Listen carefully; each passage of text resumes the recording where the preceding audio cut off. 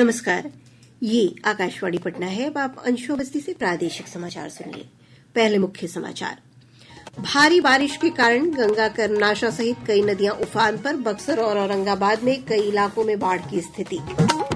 जमुई जिले के सोनो में भारी बारिश के चलते बरनार नदी के पुल का पाया धंसा। राष्ट्रव्यापी स्वच्छता ही सेवा अभियान कल से होगा शुरू। ग्रामीण विकास मंत्री श्रवण कुमार हाजीपुर से करेंगे राज्य स्तरीय अभियान की शुरुआत। और पटना और गया में कल से शुरू हो रहे अंतर्राष्ट्रीय पितृपक्ष मेला की सभी तैयारियां पूरी। अब समाचार विस्तार से। राज्य के कई हिस्सों में पिछले 48 घंटों के दौरान हुई बारिश के कारण गंगा सहित कई बरसाती नदियां उफान पर है। गंगा नदी में उफान से बक्सर जिले के 5 प्रखंडों में बाढ़ का खतरा मंडराने लगा है। बक्सर से हमारे संवाददाता ने बताया है कि बाढ़ के खतरे को देखते हुए जिला प्रशासन अलर्ट पर है। केंद्रीय जल आयोग की रिपोर्ट के अनुसार गंगा नदी चेतावनी बिंदु को पार कर गई है। जिले के चौसा, बक्सर, सिमरी, चक्की और ब्रह्मपुर प्रखंड के सैकड़ों गांवों पर बाढ़ का खतरा मंडराने लगा है। जिला प्रशासन ने राहत और बचाव टीम को तैयार रहने का निर्देश दिया है। गंगा नदी में बढ़ते जलस्तर को देखते हुए नदी में नाव परिचालन पर पूरी तरह रोक लगा दी गई है। आकाशवाणी समाचार के लिए बक्सर से शशांक शेखर। इधर कैमूर जिले में पिछले 2 दिनों से रुक रुक कर हो रही बारिश से सुअरा और कुकुरनहिया नदी के जलस्तर में वृद्धि हो रही है।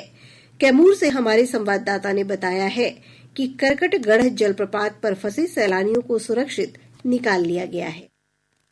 कैमूर पहाड़ी पर स्थित करकटगढ़ जलप्रपात पर पिकनिक मनाने गए रोहतास जिले के करीब 2 दर्जन पर्यटक कर्मनाशा नदी में अचानक आए बाढ़ के पानी में फंस गए थे। बाद में पटना से पहुंची एनडीआरएफ और एसडीआरएफ की टीम ने नदी के बीच फंसे लोगों को सुरक्षित बाहर निकाल लिया। इधर जिले में 2 दिनों से रुक रुक कर हो रही बारिश के कारण सुअरा और कुकुरनहिया नदी के जल स्तर में भी बढ़ोतरी देखी जा रही है। नदी का पानी निचले इलाकों में पहुँचने से सैकड़ों एकड़ में लगी धान की फसल डूब गई है। आकाशवाणी समाचार के लिए कैमूर से श्रीकांत पांडे। झारखंड और सोन नदी के तटीय इलाकों में लगातार हो रही बारिश से रोहतास जिले में बाढ़ का खतरा उत्पन्न हो गया है। रोहतास से हमारे संवाददाता ने बताया है कि बाढ़ को देखते हुए प्रशासन ने तटीय इलाके में रहने वाले लोगों को सावधानी बरतने की सलाह दी है। झारखंड और सोन नदी के अधिग्रहण क्षेत्र में लगातार हो रही बारिश से नदी के जलस्तर में वृद्धि हो रही है। सिंचाई विभाग के मुख्य अभियंता सुजीत कुमार ने बताया कि कोयल नदी के जलस्तर में वृद्धि होने से लगभग 2 लाख क्यूसेक पानी सोन नदी में छोड़ा गया है। इससे नदी के तटीय इलाकों में रहने वाले किसानों और पशुपालकों में बाढ़ की आशंका बढ़ गई है। प्रशासन ने तटीय इलाकों में रहने वाले लोगों को सुरक्षित स्थान पर जाने की सलाह दी है। आकाशवाणी समाचार के लिए रोहतास से चंदन कुमार। औरंगाबाद से हमारे संवाददाता ने बताया है कि कुटुंबा और अंबा प्रखंड के कई निचले इलाकों में बटाने और बतरे नदी में उफान के कारण बाढ़ का पानी फैल गया है। औरंगाबाद जिले के कुटुंबा प्रखंड क्षेत्र में बटाने और बतरे नदियों में अचानक आई बाढ़ से कई गांव प्रभावित हैं। बटाने और बतरे नदियों के किनारे बसे कुछ गांवों का संपर्क प्रखंड तथा जिला मुख्यालय से टूट गया है। सैकड़ों गरीब परिवारों के घर का सारा सामान बाढ़ में बह गया है। इन इलाकों के लोगों ने ऊंची जगह पर शरण ले ली है। जिलाधिकारी श्रीकांत शास्त्री ने आज प्रभावित इलाके का दौरा कर बाढ़ पीड़ित परिवारों के बीच राहत राशि और सामग्री का वितरण कराया। श्री शास्त्री ने बताया कि बाढ़ की स्थिति में काफी सुधार हुआ है और धीरे धीरे स्थिति सामान्य हो रही है। आकाशवाणी समाचार के लिए औरंगाबाद से कमल किशोर। इधर पिछले 3 दिनों से हो रही बारिश के कारण जमुई जिले के सोनो थाना क्षेत्र के बरनार नदी पर बना पुल का पाया एक बार फिर धंस गया है। जिलाधिकारी अभिलाषा शर्मा ने घटनास्थल का निरीक्षण करने के बाद बताया कि पुल पर आवागमन को बंद कर दिया गया है। जिलाधिकारी ने बताया कि पुल की मरम्मत के लिए भागलपुर से तकनीकी टीम को बुलाया गया है। उल्लेखनीय है कि पिछले साल 25 सितंबर को भी ये पुल क्षतिग्रस्त हो गया था। इसके बाद मुख्यमंत्री नीतीश कुमार ने सोनो पहुंचकर पुल का निरीक्षण किया और इसकी मरम्मत का आदेश दिया था।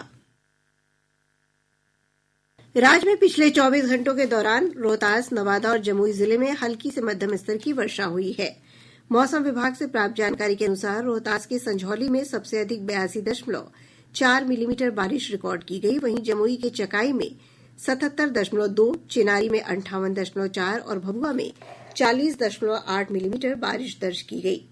मौसम विज्ञान केंद्र पटना के वैज्ञानिक ने बताया है कि बंगाल की खाड़ी में बने निम्न दबाव के कारण अगले 24 घंटों के दौरान औरंगाबाद, रोहतास, गया, नवादा और कैमूर जिले के कुछ स्थानों पर भारी वर्षा हो सकती है। विभाग ने इस दौरान नदी में नाविकों और नाव से यात्रा करने वाले यात्रियों को विशेष सावधानी बरतने की सलाह दी है। अगले 24 घंटों के दौरान प्रदेश के पश्चिम एवं मध्य भागों में तेज सतही हवा जिसकी गति झोंकों के साथ 40 kmph देखी जा सकती है। इसके साथ ही रोहतास, औरंगाबाद, गया, नवादा एवं कैमूर जिलों में भारी वर्षा होने की भी संभावना है, जबकि हल्की से मध्यम वर्षा प्रदेश के अधिकांश स्थानों में होने का पूर्वानुमान है। इस सिस्टम का प्रभाव प्रदेश में 48 घंटों तक देखा जा सकता है। इसके बाद वर्षा की गतिविधि में कमी होने का पूर्वानुमान है। जदयू प्रदेश कार्यालय में आज मिशन 2025 लक्ष्य 225 की रणनीति पर विचार के लिए प्रशिक्षण शिविर का आयोजन किया गया। इस अवसर पर पार्टी के वरिष्ठ नेता संजय कुमार झा ने कहा कि आगामी विधानसभा चुनाव में नीतीश कुमार के नेतृत्व में एनडीए वर्ष 2010 से भी अधिक सीटें जीतेगा। उन्होंने कहा कि नीतीश कुमार की पहल से जातीय गणना शुरू हुई और बिहार सरकार ने इसके आधार पर विकास योजनाएं बनाई हैं। ऊर्जा मंत्री विजेंद्र प्रसाद यादव ने कहा कि नीतीश कुमार की उपलब्धियों को जनता तक पहुंचाना है। बैठक में पार्टी को बूथ स्तर पर मजबूत बनाने पर भी जोर दिया गया। प्रादेशिक समाचार आप आकाशवाणी पटना से सुन रहे हैं। ताजा समाचारों के लिए आप हमारे एक्स हैंडल AIR News _ पर जा सकते हैं। स्वच्छता ही सेवा अभियान 2024 कल से शुरू होकर 2 अक्टूबर तक चलेगा। इस वर्ष इसका विषय स्वभाव स्वच्छता, संस्कार स्वच्छता रखा गया है।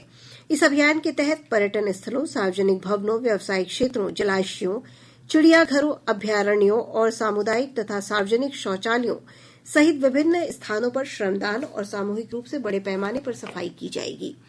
देश भर में केंद्र सरकार की सभी मंत्रालयों और राज्यों की ओर से इस सिलसिले में कई कार्यक्रम आयोजित किए जाएंगे। ग्रामीण विकास मंत्री श्रवण कुमार कल हाजीपुर से राज्य स्तरीय स्वच्छता ही सेवा अभियान की शुरूआत करेंगे।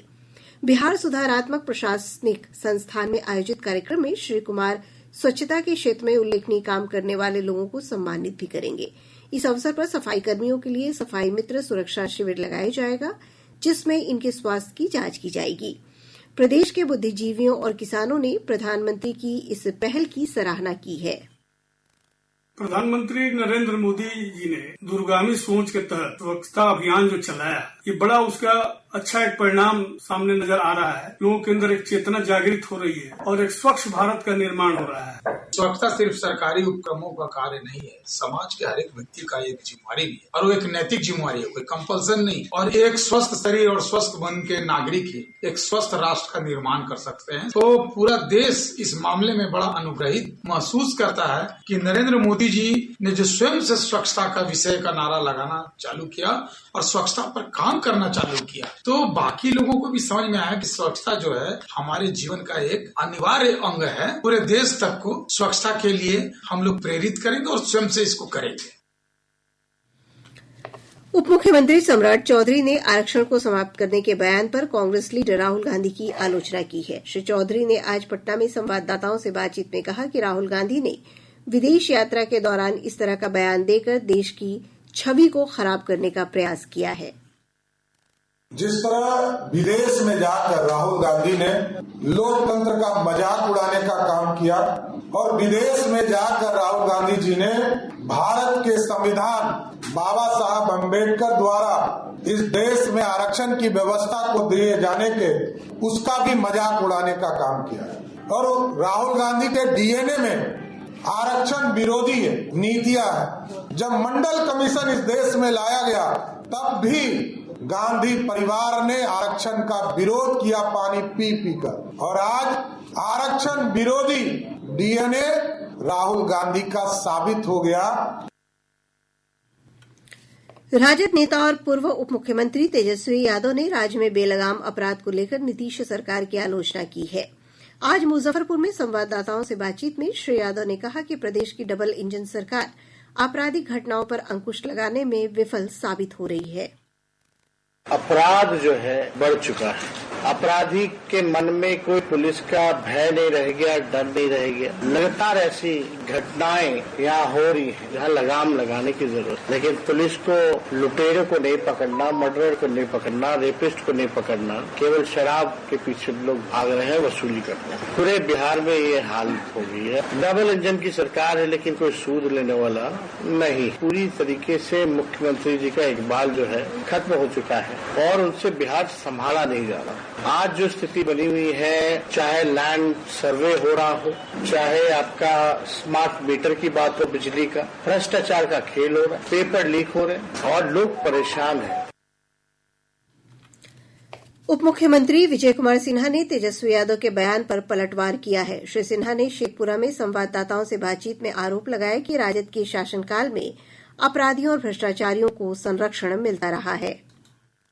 जिस राजद के लोग जंगल राज लाया, राजद के लोग ही ये अपराधी और भ्रष्टाचारी को संरक्षित करता है, उम्मीदवार बनाता है। हमने तो खुला चुनौती दिया है कि आइए मिलकर के संकल्प लीजिए कि एक भी अपराधी को उम्मीदवार नहीं बनाएंगे, एक भी भ्रष्टाचारी को उम्मीदवार नहीं बनाएंगे, एक भी उसके लीडर के मुंह में बयान नहीं आ पाता है, क्योंकि ये तो उग्रवादियों तक को विधानसभा और विधान परिषद में भेजता है, लोकसभा का टिकट देता है। सत्ता में पहुंचने के लिए ये समझौता करने वाला लोग है, जंगल राज लाने वाले लोग है।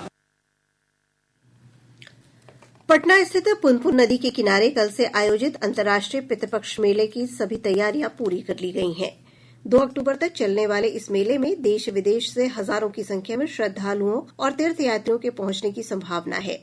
ये श्रद्धालु अपने पितरों की आत्मा की शांति के लिए पिंडदान और तर्पण करने यहां आते हैं। जिला प्रशासन की ओर से मेले के दौरान श्रद्धालुओं के आवासन और पिंडदान के लिए विशेष व्यवस्था की गई है। पैगंबर हजरत मोहम्मद का जन्म दिवस ईद मिलाद उल नबी आज धार्मिक श्रद्धा और आस्था से मनाया जा रहा है। इस अवसर पर राजधानी पटना सहित विभिन्न जिलों में पैगंबर मोहम्मद की जीवन और शिक्षण पर मिलाद महफिल और सीरत का आयोजन किया गया और मिलाद जुलूस भी निकाले जा रहे हैं। इस अवसर पर राष्ट्रपति द्रौपदी मुर्मू ने शुभकामना देते हुए कहा कि पैगंबर मोहम्मद ने सभी को प्रेम और भाईचारे की भावना तथा समाज में समानता और सद्भाव के साथ रहने का संदेश दिया।